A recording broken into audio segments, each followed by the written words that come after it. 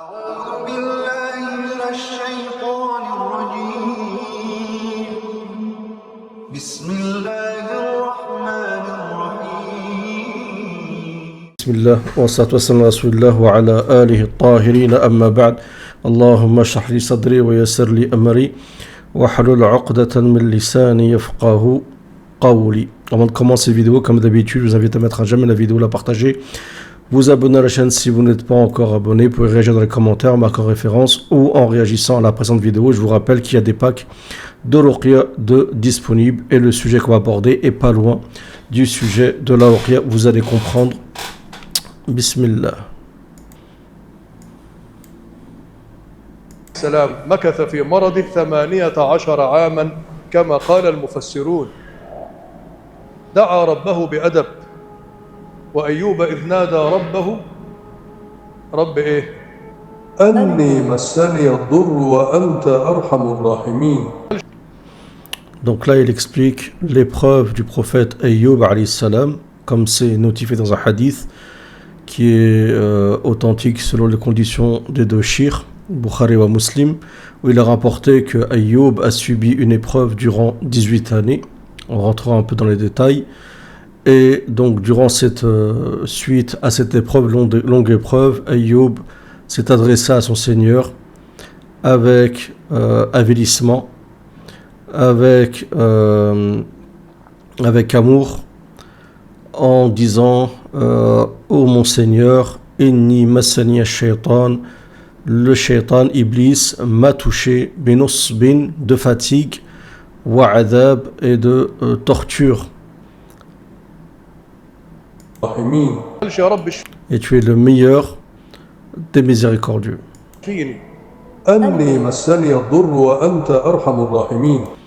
Dans ce verset, il dit inni masani ad-dur, le mal m'a touché et tu es le meilleur des miséricordieux. Et dans l'autre verset, inna masani ash-shaytanu binusbin wa adab, inni masani ash-shaytan, Satan m'a touché de fatigue et de torture, wa adab. D'accord, donc le dur, c'est le mal, la fatigue et les tortures.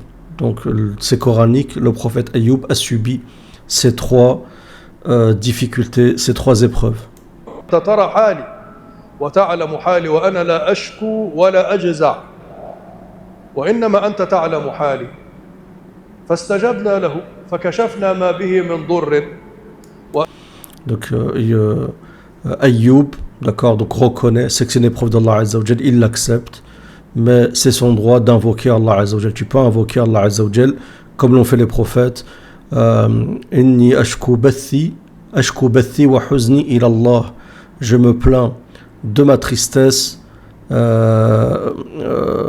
ashku bathi wa huzni, ma grande tristesse et ma tristesse de manière générale, à Allah Azza wa Jal, d'accord, comme l'a fait le prophète Ayyub, le prophète Ya'qub, excusez-moi, alayhi salam. Donc se plaindre à Allah Azza wa Jal de ce que tu subis, que ce soit de la tristesse comme l'a subi Ayyub, que ce soit la fatigue, que ce soit une quelconque torture de la part de Shaitan, elle prend différentes formes. Tu as le droit d'invoquer Allah Azza wa Jal, et c'est lorsque tu invoques, ça ne veut pas dire que tu ne reconnais pas l'épreuve. وآتيناه أهله ومثلهم معهم رحمة من عندنا وذكرى للعابدين كيف شفاه الله. Donc Allah Azza wa Jal a décidé, d'accord, d'accepter la dua de Ayyub, car il a fait la dua. En général, les prophètes font la dua quand ça ils atteignent le point où ils ne peuvent plus supporter, le point irréversible, le point très difficile, d'accord. Et à ce moment-là, lorsqu'Ayyub a fait dua, Allah Azza wa Jal a accepté sa dua. Fastajabna lahu fakashafna ma bihi min dur. Nous avons dévoilé, enlevé le mal qu'il subissait. Wa ataynahu ahlahu wa mithlahu ma'ahu. Et nous lui avons donné en fait ce qu'il avait perdu comme famille, comme bien, d'accord, en double, d'accord. Ça c'est relaté dans l'histoire du prophète Ayyub alayhi salam. اركض برجلك هذا مغتسل بارد وشراب. Et comment Allah Azza wa Jal a décidé donc de guérir le prophète Ayyub, Allah Azza wa Jal lui a ordonné de piétiner de courir, d'accord, comme si ça a été difficile, mais comme il le pouvait, sur le sol, d'accord, en tapant sur le sol. Et à ce moment-là, une source jaillit du sol. C'est une eau avec laquelle tu peux te laver et que tu peux boire, d'accord, la source du prophète Ayyub. Et ça me fait penser obligatoirement aussi à la source de Hajar lorsqu'elle était avec son fils Ismaïl, qu'elle s'en est remis à Allah Azza wa Jal alors qu'elle était en train de courir, comme vous le savez, entre le mont de Safa et Al-Marwa à la recherche d'eau. Et Allah Azza wa Jal a fait jaillir la fontaine du Zamzam. Et elle a rassemblé de la terre autour de la source qui sortait en disant Zamzam, rassemble-toi, rassemble-toi, de manière, si elle n'aurait pas fait Hajar, ceci, il y aurait peut-être maintenant un fleuve ou une mer à la Mecque, d'accord, sachant que depuis des siècles, ils puisent l'eau du Zamzam, alhamdoulilah, c'est un puits intarissable. أحيانا أمر الله يحير حينما تقف أمامه بعقلك يقول يا رب أنا مريض وأنت أمرتني أن أنا أقوم أضرب الأرض برجلي إيه علاقة ضرب الأرض برجلي بالمرض اللي أنا فيه. Donc des fois tu peux pas comprendre, tu peux être étonné devant l'ordre de Dieu, comment quelqu'un qui est malade, surtout qu'on sait que sûrement le prophète Ayyub a été touché, avait dû, comment dire, de sortes de pus dans la peau, de sortes de, je sais pas comment dire, mais comme de l'eczéma ou des psoriasis ou autre, d'accord. Et c'est difficile donc de piétiner la terre suite à ceci. امتثل الأمر ترى عجائب قدرة ربك. هذا Mais obéis à Allah Azza wa Jal et tu verras des choses merveilleuses, incroyables. أمر الله إلى أيوب قوم اضرب الأرض برجلك اركض يعني اضرب اركض برجلك هذا مغتسل بارد وشراب ضرب الأرض بقدمه فنبعت عين ماء باردة فأمره الله تعالى أن يشرب منها وأن يغتسل فيها هذا مغتسل بارد وشراب يعني. Donc quand tu vois subhanallah, dans ce verset, on sait que Ayyub a été touché. Inni massani ash-shaytan, le Satan m'a touché. Al-mas, c'est la possession démoniaque. Mais le prophète Ayyub, Satan avait, c'est comme c'est dans l'Ancien Testament, parce qu'on sait plus bien sûr par l'Ancien Testament. Ayyub, c'est un prophète parmi les enfants d'Israël, Ben Israël. Et donc il a été touché par Satan qui s'est emparé de son corps après qu'Allah Azza wa Jal ait donné l'autorisation à Satan d'avoir le dessus sur Ayyub, non pas dans sa raison. Ayyub, sa raison était comment dire, hors de cause. Satan ne pouvait pas toucher sa raison, d'accord. Il pouvait invoquer Allah Azza wa Jal, pouvait faire du dhikr, d'accord. Mais le reste de son corps était en pleine torture et fatigue, comme c'est dans le verset. Et subhanallah, on a ici, on a l'impression qu'Allah Azza wa Jal, c'est pas l'impression, Allah Azza wa Jal nous donne la médication, d'accord, lorsque vous êtes touché par les attaques de Shaitan, à savoir boire, d'accord, vous laver, et avec de l'eau qui est baridoun, qui est froide. On sait que cela avec de l'eau froide fait partie de la médication dans la ruqya, d'accord. Certains shayatins ne supportent pas lorsque vous douchez avec de l'eau froide. Ça ne marche pas sur toutes les catégories de shaitan, mais sur beaucoup, d'accord. Et le fait de boire de l'eau coranisée, vous douchez avec l'eau coranisée, fait partie de la médication de la ruqya. في شرب والغسل أمره الله أن يشرب منها فلما شرب ذهب عنه كل ضر باطن فلما اغتسل فيها ذهب عنه كل ضر ظاهر وشفاه الله تعالى بغسل وشربة ماء من يقدر على هذا غير الله. Quand il a bu, toutes les nuisances intérieures ont disparu. Lorsqu'il s'est douché, regardez la sagesse. Lorsqu'il s'est douché, toutes les nuisances extérieures ont disparu. Donc il faut les versets d'Allah Azza wa Jal doivent nous servir, d'accord. Lorsqu'on dans la ruqya, on se sert bien sûr des versets d'Allah Azza wa Jal. Et la meilleure médication réside dans la parole d'Allah Azza wa Jal. Donc imaginez-vous si vous associez ce qu'Allah dit dans le Coran et en plus avec la ruqya. بشوية مية بالماء شفى الله أيوب الذي مكث في مرضه 18 عاما الله لا يعجزه شيء. Rien n'est impossible pour Allah Azza wa Jal. Non seulement Allah Azza wa Jal a mis fin à l'épreuve d'Ayoub, mais en plus, il l'a compensé de manière à ce que dès la minute que son épreuve est passée, Ayoub a oublié l'épreuve, tellement qu'il a été récompensé par Allah Azza wa Jal et qu'il lui a redonné encore mieux que ce qu'il avait perdu. Eh bien Ayoub, en fait, c'est comme si t'oubliais ton épreuve. Imaginez quelqu'un qui est toute sa vie éprouvé, et puis Allah Azza wa Jal lui accorde le paradis. Imagine-toi dans la minute même, la seconde même où il mettra un pied dans le paradis, qu'est-ce qu'il restera des souvenirs, d'accord? Et ça c'est même dans ce dunya-là, une personne qui a subi beaucoup d'épreuves, et ensuite se retrouve dans la largesse, alhamdoulilah, dans le khair, dans l'aisance, ainsi de suite, il oublie facilement l'épreuve qu'il a subie, d'accord? Et c'est pour ça que après chaque difficulté, il y a deux facilités. Après le usr, il y a l'yusr. Après la difficulté, il y a la facilité.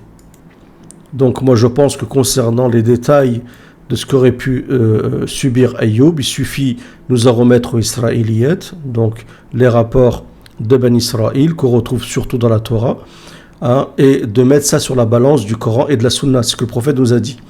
Et le Coran te dit, il a subi du dhur, d'accord? Et il confirme dans le Coran que c'est Satan qui l'a touché d'un dhur, de cette nuisance, binusbin, par fatigue, wa adhab et torture. Et vous allez voir que dans la liste qu'on retrouve ici par les versets présents dans l'Ancien Testament, on a une idée, d'accord, subhanallah, de ce qu'a subi Ayoub. Alors il y a une divergence sur le fait que son corps était empli de pus et que c'était repoussant. Certains savants disent qu'un prophète ne peut pas être atteint en fait d'épreuves qui sont repoussantes, peut souffrir énormément, mais pas d'épreuves repoussantes. On sait qu'Ibrahim a été jeté dans le feu, beaucoup de prophètes ont subi d'énormes, de grandes épreuves. Le prophète a dit dans un hadith, Ashaddu nas bala'an al-anbiya thumma al-amthal fal-amthalu min an-nas. Ceux qui subissent le plus d'épreuves sont les prophètes, et ensuite les exemplaires, ceux qui sont les plus proches des prophètes, les alliés d'Allah Azza wa Jalla, et ainsi de suite. Donc, on retrouve ici que Satan est sorti de la présence du Seigneur et il a frappé Ayoub, d'accord? Donc, al-mas, c'est ça, c'est être frappé. Comme dit dans le Coran, qu'alladhi yatakhabbatuhu ash-shaytanu min al-mas, par celui qui a été frappé, d'accord? Trakhabbat, par shaytan, par le mas, par le biais du mas, le toucher. Biqurhin, d'accord? Ici, le qurh, c'est le pu. D'accord, radi, repoussant, min bati qadamihi, donc le bas de ses pieds, l'intérieur de ses pieds, jusqu'à son front. Fa'akhadha li nafsi, jusqu'à sa tête, fa'akhadha li nafsi shaqfa li yahtakka biha wa huwa jalisun fi wasati ar-ramad, il s'est frotté avec un morceau de bois, ainsi de suite. Bon, ça, il y a des savants dans l'islam qui rejettent cet aspect-là. D'accord, mais rien n'empêche, par exemple, qu'il ait quelque chose que Ayoub voit mais que les gens ne voient pas. D'accord, tu peux avoir par exemple de l'eczéma très puissant, tu peux avoir quelque chose qui est lié à la peau, tu peux avoir des brûlures dans la peau sans que nécessairement les gens s'en rendent compte. C'est peut-être ton corps à partir du cou et tes pieds qui est touché, mais comme Ayoub s'habille, eh ben, peut-être que les gens ne le voient pas, mais peut-être que lui subit cette chose-là. Bon, je pense que ça c'est possible. Donc le fait d'avoir une douleur très forte dans la peau, d'accord, comme c'est dit ici, le fait qu'il a changé, d'accord, ça a eu les épreuves changent la personne, d'accord, ça se voit, il y a des traces d'épreuves, vous êtes marqué dans le visage, le visage il change, vous êtes peut-être bouffi, faites de la rétention d'eau, beaucoup de choses comme ça qui sont liées aux épreuves que vous subissez. Vous avez du mal à vous endormir, ici il dit la nuit est longue, et je me rassasie d'anxiété jusqu'au matin. Donc on en a parlé ici après les vers, il y en a dit que ça c'est pas avéré, les vers, d'accord, ça Allah alam, que des vers sortaient de sa peau. Les cauchemars, vous vous rendez compte qu'ici il y a des choses qui sont communs aussi à tout ce qui est de l'ordre de l'occulte, hein, il dit ici que les cauchemars l'envahissent, qu'il a du mal à respirer, qu'il a du mal à marcher, qui se met son visage devient rouge tellement qu'il a pleuré, d'accord, à cause de l'épreuve, tellement qu'elle est difficile, subhanallah. Une odeur repoussante qui se dégage de lui, une douleur dans les os, la température de son corps qui augmente. Vous voyez, subhanallah, qu'il y a beaucoup de choses qu'on retrouve aussi comme symptômes dans la ruqya.